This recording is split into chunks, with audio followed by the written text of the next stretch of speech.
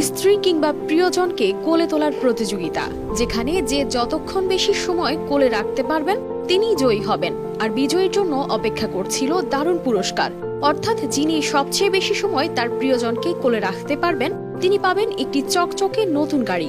আর এমন আকর্ষণীয় পুরস্কার পেতে প্রতিযোগিতায় অংশ নেন প্রায় 250 যুগল। ক্লান্ত হয়ে কেউ পানি পান করেন, আবার কেউ কেউ পাশ থেকে বাতাস দিচ্ছেন, তবুও কোলেই রেখেছেন প্রিয়জনকে। শুধু পুরস্কার নয়, এভাবে প্রিয়জনকে কোলে নিয়ে দাঁড়িয়ে থেকে 245 জন পুরুষ গড়েছেন বিশ্ব রেকর্ড।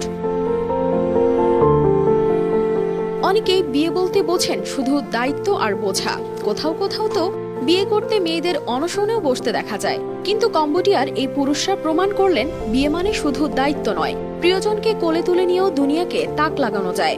আর তাই তো 245 জন সাহসী পুরুষ একসঙ্গে তাদের প্রিয়জনকে কোলে তুলে গড়লেন এক নতুন বিশ্ব রেকর্ড।